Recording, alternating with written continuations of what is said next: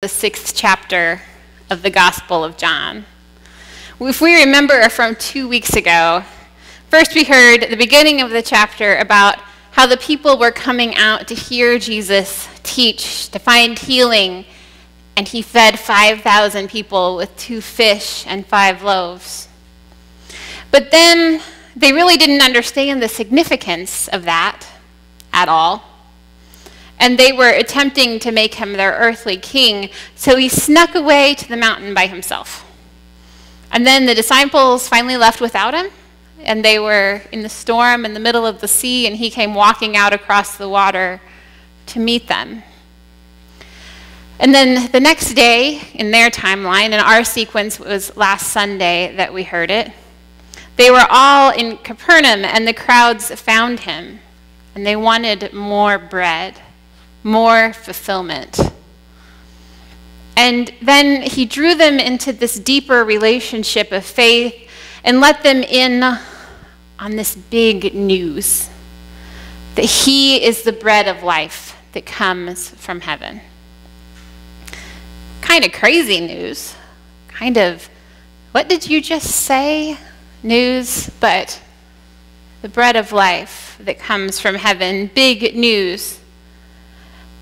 Or to trust in Jesus, the great I Am, the same God who was already known to the people through their faith stories about Moses and the Israelites in the wilderness, that Jesus was that person. And then today, Jesus decides to up the ante a little bit and go into the synagogue where they had either heard about his teachings or he was actually teaching in the synagogue. And the people say, whoa, wait a minute. This is Jesus, right? Like, we know his mom and dad. If they know his mom and dad, they probably knew him. This is the kid we all knew, right? Wasn't that little guy who we were tripping over him just a few years ago? The one who used to ask all those questions endlessly and drive all the rabbis crazy? Isn't he Joseph's son? And when I read this story, it makes me think of a person that I once knew when I was on the other side with all the people in the synagogue. Nathaniel was in my class in school. And he was one of those kids that knew how to make trouble. If he could have gotten a grade for making trouble, he would have gotten an A+. Like, he was really good at it. He was kind as he could be. His grades were continually barely passing. The teachers were always frustrated with him. And he couldn't make it from one end of the hallway to the other without something going wrong somewhere along the way. And in fact, for at least 1 year in junior high, he had his own desk outside the principal's office. It was reserved just for him. Sometimes he would get the idea that the teachers were frustrated with him, and he would just go without even being asked. By the time he was in high school, he had gotten his reputation set in stone, but thankfully there was a shop teacher who appreciated his welding skills and therefore helped him through his math classes, and he made it through. And we all graduated together, and we went our separate ways. And then about 10 years later, I was back in my hometown and I saw him at a restaurant. I didn't think much of it. I said hi. I wondered what he was up to and if his kids were as rowdy as he used to be. But then one of my other classmates started to tell me about what was going on with him. In the 10 years that had passed, he had become a specialty welder.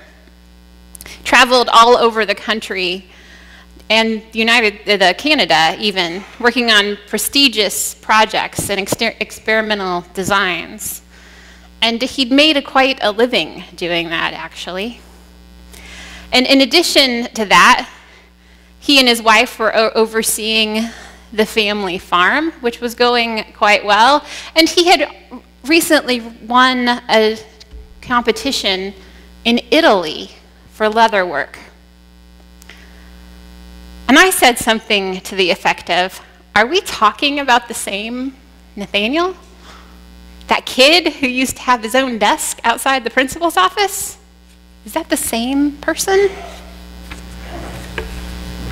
Now, I know that me and the people in today's reading are not the only people that this has ever happened to. It just doesn't have to be the difference between when a kid grows up either.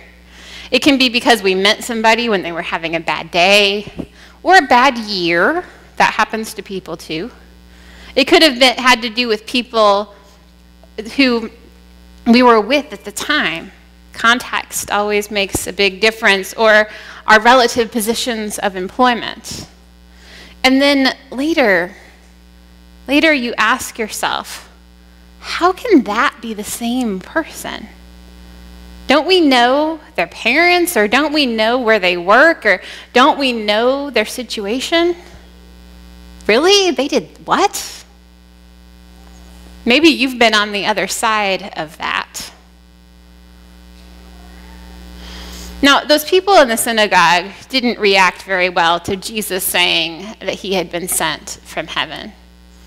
After all, they already knew this guy. He was the son of a carpenter, after all. And for the last few weeks, we've been talking about a set of questions to help us see where God might be leading us, how we can accomplish things that God is calling us to in the world. Like those first disciples who said, Jesus said, how are we going to feed these people? And the disciples said, you want us to do what? And so we get in those positions sometimes. And so we are talking about this set of questions of starting right where we're at, using what we have, and then the first question that we talked about last week was, who am I? Who am I because of who Jesus is? And we talked about who we are as a congregation and how we've grown and matured over the years, and all of those specific things that God has brought into our midst that make us unique and beautiful and different from the congregations around us. And so this week we're shifting to, who do I know? Who do I know? And that's a great question just at face value. It's pointing us to the importance of networking, of looking outside of our circle to the whole congregation, looking outside of the congregation with the belief that God works in places other than right here, or even other than the congregation down the street. But it can go much deeper than that, because so often we miss those people who are the closest to us, or at least were at one time, those people who we literally don't hardly see anymore because we see them all the time. Just like the people in Jesus' hometown, just like I did with Nathaniel, like we all have at one point or another with somebody. When we say, who do we know? As we did with the kids, we said, who do we know? Who do we really know? There's always things about people that we don't know. There's gifts that we don't know about. There's passions and talents. There's struggles and hurts. And we don't really know. And that's always the way it's going to be. We're never going to get to the point that we know each other perfectly. But if we take the time to say, oh, maybe I need to be paying more attention. As we go through our weeks and our months, we probably encounter mostly the same people, doing mostly the same things that they've always done. But maybe they aren't the same person. Maybe they aren't the same person that they were 10 or 30 years ago. Or maybe something has happened in their life and they're not the same person that they were yesterday. As we grow in our baptism, as we become more mature in Christ, we always are becoming that new person. And we always say we're rising daily from the waters of our baptism into new life. And when we step into that new life, we become somebody different. We become somebody new. And we do that as individuals, and we do that as a congregation. And we do that as a whole community, too. Sometimes it's amazing. People won't see the community changing around them because they think they know what it looks like. They just haven't noticed. It's like, this is a very odd example, but I think that you'll see the connection. It's like when your house gets dirty, you kind of look over the top of it because it's your dirt and you know exactly what it is and exactly what it looks like. But when you walk into somebody else's house, you're like, oh, that's different. And then you walk back into your house and you're like, oh, my house is worse than theirs. But you hadn't seen that. That's a negative example. But the positive side of that happens too, because you just start to not notice. You assume that that kid who you tripped over cannot be the person that God is working through right now, just like the people in the synagogue. Like me, who assumed that Nathaniel was still being Nathaniel when he obviously wasn't. So let this story ring in your ears this week, and think about who you might be missing and what blessings you might be missing because you think you know somebody, because you think you know the space around you, because you think you know even your family. But maybe most of all, who do you know yourself to be as a child of God? And are you truly living into that grace and love you have received and you rise new with each day?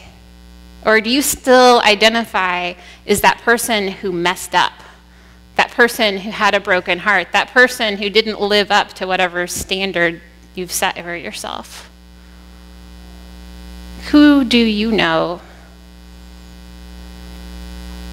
And when we did this a couple weeks ago, we all said Jesus, and that makes all the difference. We all know Jesus, who gives us new life. So as we look at who we are, who our neighbors are, and we see all the ways that God is working in these amazing ways in the world, or that God is calling us to work in some specific point in the world, as we see all that, we remember that this is truly awesome news for us. This isn't just another task to do this week. This is awesome news for us because Christ is making us new each day.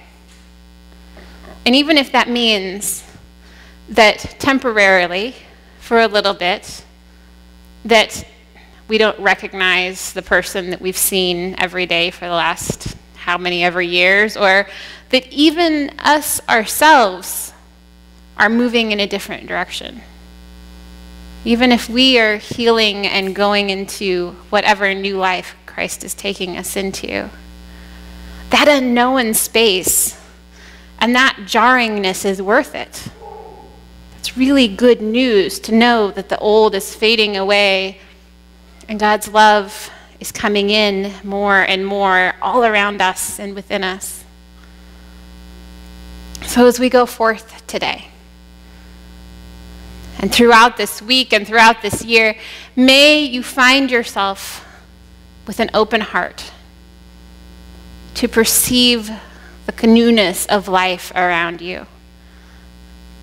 And may you stumble into all those blessings that you hadn't even noticed were there. Amen.